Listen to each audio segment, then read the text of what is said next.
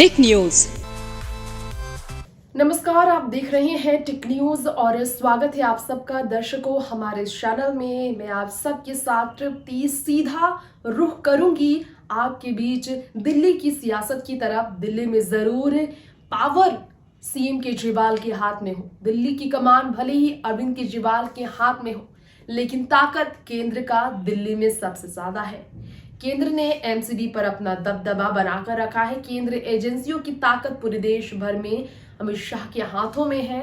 ऐसे में भाजपा का सूपड़ा साफ कर केंद्र में अपनी जगह बनाने के लिए प्रधानमंत्री बनने का सपना देख रहे हैं। अगर नीतीश कुमार की बात करें तो जेडीयू और आरजेडी के महागठबंधन कर बीजेपी से अलग हटने के पीछे सिर्फ एक ही मंशा थी नीतीश कुमार की कि मुख्यमंत्री से प्रधानमंत्री तक का सफर वो तय करने के लिए 2024 तक विपक्षियों को एक कर खुद को प्रधानमंत्री का दावेदार बेहतर योग्य साबित कर सके प्रधानमंत्री उम्मीदवार के तौर पर। लेकिन नीतीश कुमार को प्रधानमंत्री पद के लिए योग्य कांग्रेस पार्टी ने नहीं समझा। बिल्कुल कांग्रेस पार्टी की तरफ से जयराम रमेश ने यही इशारा किया है कि राहुल गांधी जो भारत जोड़ो यात्रा का नेतृत्व करते हुए अभी तक कन्याकुमारी से कश्मीर तक के लिए जो अपने काफी समय से अपने मेहनत और लगन को व्यक्त कर रहे हैं, वही असल में है हकदार प्रधानमंत्री कुर्सी की, जहां पर से भाजपा का नाता तोड़ कर रखना है। ऐसे में कांग्रेस अकेले ही लड़ेगी चुनाव। लोकसभा चुनाव में जेडीयू और आरजेडी को मिलाकर नीतीश कुमार और तेजस्वी के सपनों को पूरा करना कांग्रेस फिलहाल नहीं चाहती। फिलहाल कांग्रेस का फोकस बिल्कुल अलग है।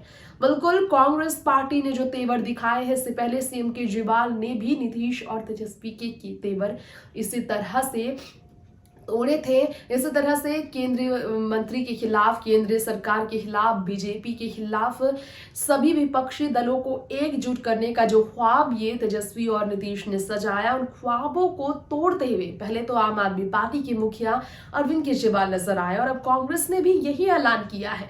तो आखिर और क्या कहा है कांग्रेस की तरफ से नेताओं ने, क्या है फैसला कांग्रेस का जेडीयू और आरजेडी से बिल्कुल अलग? जानने के लिए देखिए खास रिपोर्ट। दिल्ली की कमान अगर नीतीश कुमार संभालते हैं तो बिहार में तेजस्वी को ही मिलेगा मुख्यमंत्री पद पर बैठने का मौका और राज तिलक तेजस्वी की होगी, ये बात तो तय है। नीतीश ने कई दफा इशारे किए, बिहार की जिम्मेदारियां युवाओं को सौंपनी है, युवा नेता को आगे बढ़ना है, तेजस्वी को आगे बढ़ाना है। ऐसे में राजद के लिए जेडीयू की ये कुर्बानी अपने आप में कई बार उलझनों में डाल देती है विपक्षी दलों को।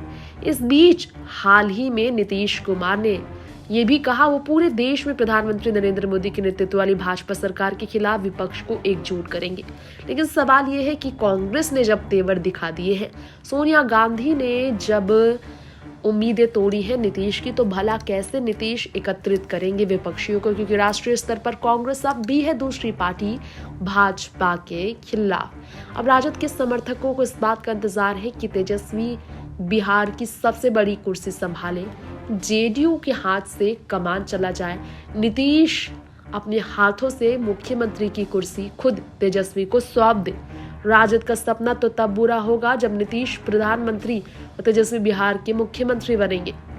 ऐसे में नीतीश के चेहरे को आगे बढ़ाने की बात राजद और जेडीयू के नेताओं ने तो कही है, लेकिन बार बार ये बात योग्य उम्मीदवार नीतीश कुमार को जो प्रधानमंत्री पद के लिए माना गया, ललन सिंह ने भी बाद में ये कहा योग्य है वो, तो ऐसे में दावेदारी फिलहाल वो नहीं कर रहे हैं। बड़ी बात तो ये है कि कांग्रेस पार्टी भी सपोर्ट में खड़ी नहीं है, इसीलिए कांग्रेस और जेडीयू में अब तीखे जंग की चर्चा शुरू हो गई है।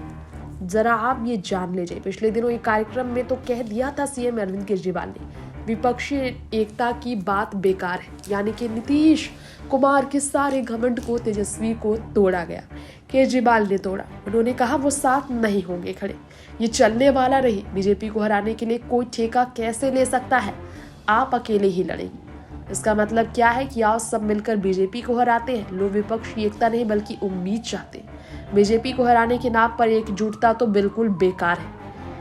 इतने तक ही नहीं बल्कि केजरीवाल ने कहा हमारे देश में जनतंत्र है, बीजेपी को हराने का काम जनता पर छोड़ देना चाहिए। जनता चाहेगी तो उस पार्टी को हरा देगी। आपके पास जनता की जिंदगी बदलने का क्या प्लान है, ये बताइए।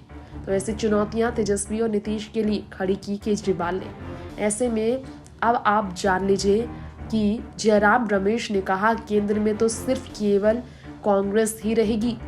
अब अरविंद केजरीवाल के बाद कांग्रेस के वरिष्ठ नेता जयराम रमेश, जो राहुल गांधी के साथ लगातार भारत जोड़ो यात्रा को लेकर चर्चा कर रहे हैं, उन्होंने कहा सही कसर भी पूरी कर दी। विपक्षी एकता की किसी भी कोशिश के मध्य में कांग्रेस ही होनी चाहिए। पटना में ये कह दिया उन्होंने नीतीश के सामने, तेजस्वी के सामने। कांग्रेस के बिना मतलब ही नहीं है। देश को काफी कुछ तो कांग्रेस ने दिया है। इसी के साथ साथ भारत जोड़ो यात्रा के संयोजक अगर जयराम रमेश की माने तो उन्होंने राहुल गांधी के लिए सबसे ज्यादा आवाज उठाई। राहुल गांधी ही पीएम का चेहरा बने। इशारा उनका साफ है कि नीतीश नहीं, राहुल को पीएम बनाकर ही वो मानेंगे। पिछले दिनों विपक्षी एकता की मुहिम को लेकर दिल्ली जाकर कई नेताओं के साथ नीतीश मिले। सोनिया गांधी से मिले वो जरूर थे, लेकिन सवाल खड़ा हुआ था कि कितना वेट नीतीश को सोनिया गांधी से मिलने के लिए करना पड़ा।